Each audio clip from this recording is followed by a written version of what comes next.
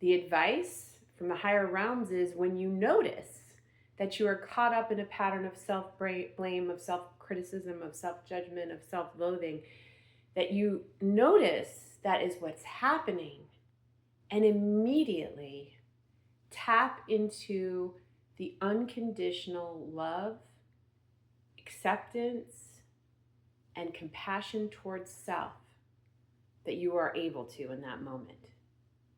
As you notice the negative feedback loop, flood it with love,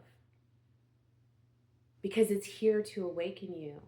It's necessary, and it's not meant to be eradicated. It is meant to be alchemized. And in that alchemization, you are able to get guidance. You are able to get direction. You are able to open and expand your intuition. It's as if you are clearing the way for more divine guidance to come in.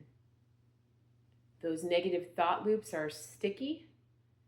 Those negative thought loops are seductive. Those negative thought loops are habitual.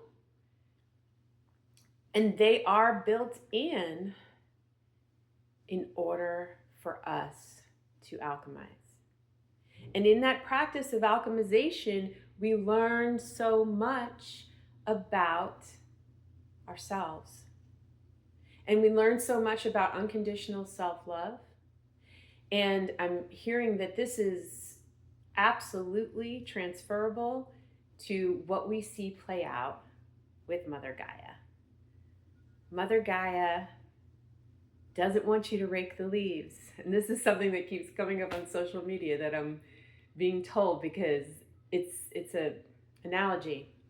So there's been, I don't know, and here I'm coming in a little bit to sort of explain this, but I don't know if anybody else has been seeing these messages about how we've been told for so long to rake the leaves, and yet it's what destroys so many pollinators. It's actually not good for the earth because leaves are the perfect mulch, right? This is exactly the same thing in terms of our negative thought loop patterns, okay? So when our negative thought loop patterns come up, they're not meant to be banished or exiled or rejected or, as they say in Buddhism, the double arrow. We're not meant to feel bad because we're already feeling bad, or blaming ourselves because we're in the negative thought loop. It's an opportunity to create mulch.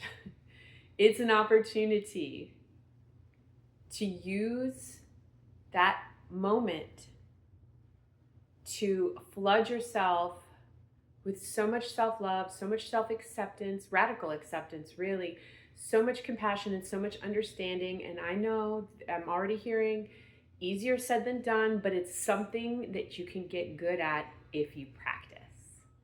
All you need to do is practice this pattern. You notice the negative thought loop, the negative pattern. I don't even like using the word negative, but it's just for the sake of explanation. You know what I'm talking about. It's that thought loop that can keep you sad, depressed, resentful, anxious, okay? But it's to hold that thought loop in so much loving kindness that we are able to alchemize it or transform it, and it becomes the mulch for our growth. Not only that, what I'm hearing is that it's going to lead us to the next best thing in our life. Like, it opens up more of a portal for the download of intuitive information. So instead of labeling yourself as an overthinker, anxious,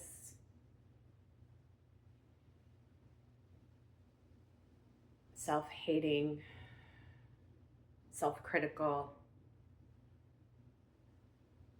instead of demonizing the self-critic, the inner self-critic, it's about understanding how much can happen when love is applied. And if you're unsure how to apply love to yourself, one of the most simplistic ways is if you have a pet that you love, if you have a child, if you have a dear friend, and you were to see them in front of you with sad, downcast eyes. I mean, even dogs get this way when they know they're in trouble, they look guilty. I mean, often to us, it's so endearing. And I want you to imagine the love you would convey to them if you were telling them, no, no, no, it's okay, you're good, you're good. It's the exact spirit of what they're saying should be applied to this negative thought pattern or thought loop that keeps occurring. It's as if you want to take it in your arms and hold it in your heart and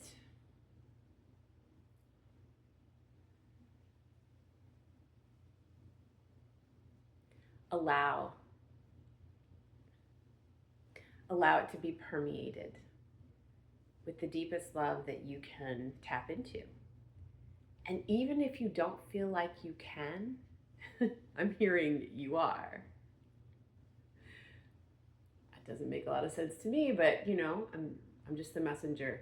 So I guess the addendum to this is, even if in that moment you're like, I don't have that love to give myself, don't listen to that.